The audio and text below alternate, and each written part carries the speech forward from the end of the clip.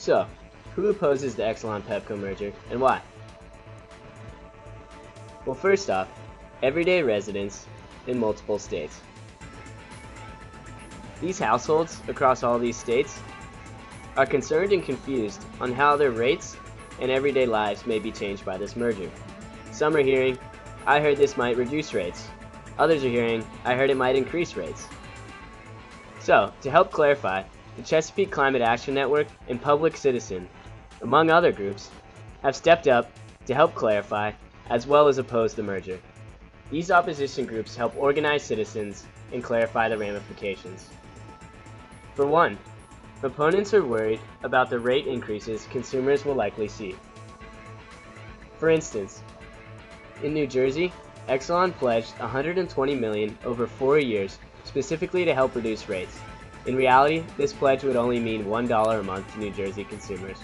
This exemplifies the type of misleading info Exelon provides, opponents say. Also, Exelon is largely reliant on nuclear power, which is 52% of their generation assets. As their profit is starting to suffer as a result of nuclear generation costs, opponents believe they are using the merger to try and pass on the cost to ratepayers in other states who don't even utilize nuclear power. Also, Exelon-Pepco would become the largest electricity utility in the country, meaning they control the rates at the end of the day, and consumers don't have other providers to turn to. The larger concern of opposition groups is that even as renewables are becoming cheaper, Exelon has lobbied against them. Exelon has paid millions to lobbying and front groups such as ALEC, who strongly argue for less renewables and regulation. These practices indicate that an Exelon-Pepco would not likely support renewable transitions. Simply put, opposition believes this is leading us in the wrong direction.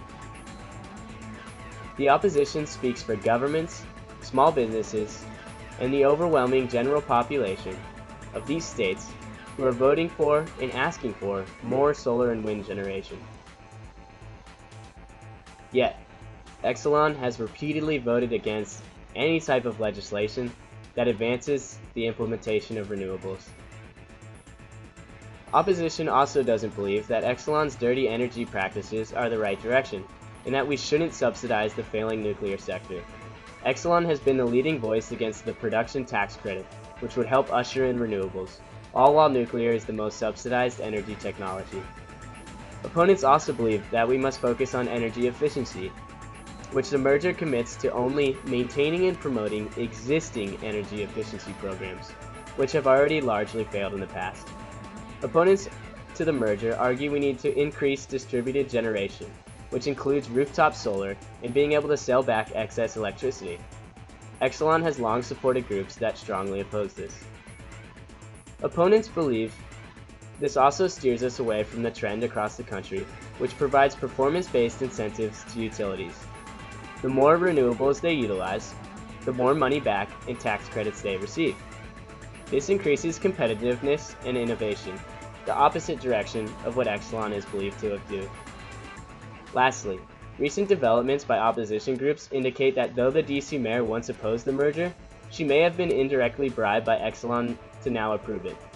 Pepco was recently granted naming rights to the DC soccer stadium in exchange for help offsetting costs to the city. Opposition groups believe this exemplifies the misguided practices of governments, Exelon, and Pepco.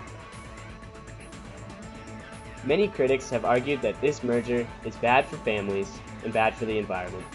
Still, lower-income families who already struggle to pay for their electricity will be affected the most. This merger is simply bad for everyone. Well, except for Exelon, of course.